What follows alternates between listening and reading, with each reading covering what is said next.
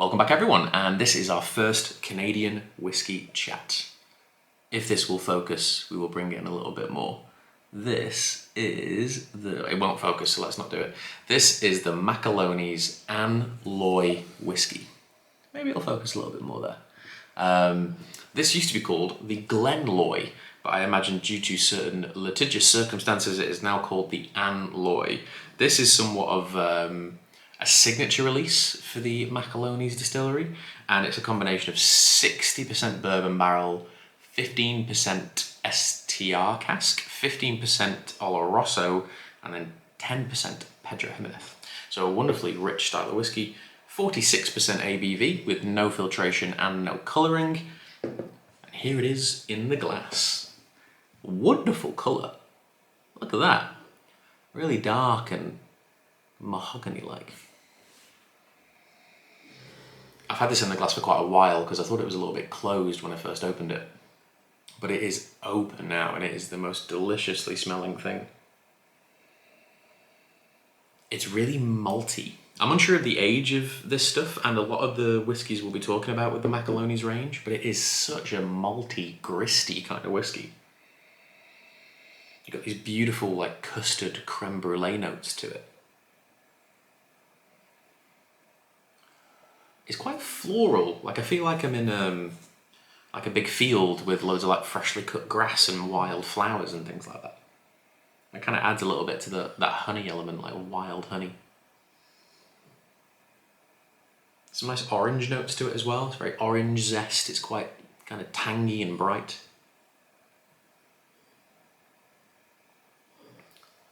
There's a little bit of wood influence. You know, we're doing 4 different barrel types here: bourbon, STR, Oloroso, and Pedro Ximenez. There's a lot of casks. Let's taste it.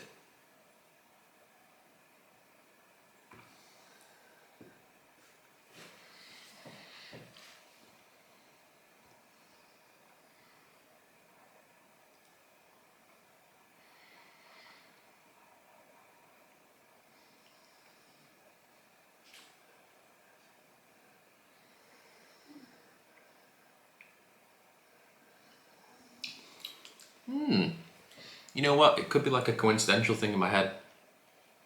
Maybe it's the Dr. Jim Swan influence. Reminds me a lot of Cotswolds single malt. Obviously they've got like a large proportion of bourbon and STR in their influences as well. And some port stuff and some sherry stuff. But there is this beautiful kind of black currant, honey, creamy, fruity sweetness to it. And you've still got this barley-driven thing running through it as well. I haven't tried a lot of newer Canadian whiskey styles, but I bought a whole bottle of Shelter Point when I was at the Victoria Whiskey Festival in Vancouver Island, on Vancouver Island in 2019. That was a pretty young whiskey. It was unmalted barley, matured in a blackberry wine cask, and it was just bottled for that festival, I believe. And that again had this gristy blackcurrant, as you'd imagine, or blackberry fruitiness to it.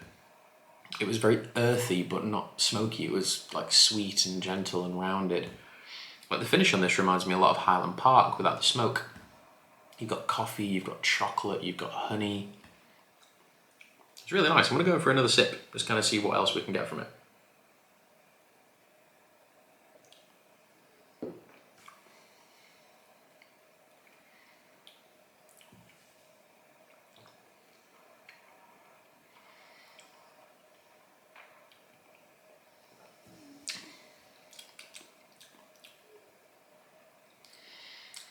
Decently long finish on it as well. You have this very, again, custard, creme brulee, cinnamon, nutmeg. A little bit of oak spice just at the end of it. It's just kind of bringing out, I feel like the oak in terms of flavour is kind of sat up top. You taste that quite a lot, but if you kind of look beyond it, there's these gentle, sweet, kind of like wildflower honey notes to it. And even to smell it, it's really caramel, dessert orientated. I like that, it's quite fun. No idea what the UK price of this is, but I think in Canada it's coming in at about 104 Canadian dollars a bottle. I think that's directly from the distillery as well.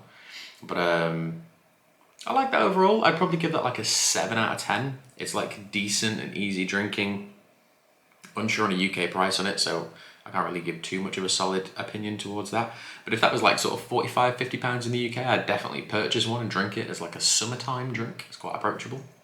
But thank you all for watching this first part of a series in Canadian whiskey, specifically focusing on Macaloney's. We will see you next time, well, tomorrow, with this, the Kildara, which is a Canadian island triple distilled pot still whiskey. So we're going from one thing to another, and they get more and more different with every release. But yes, I will see you all tomorrow with part 2 of our Canadian focal point. Cheers.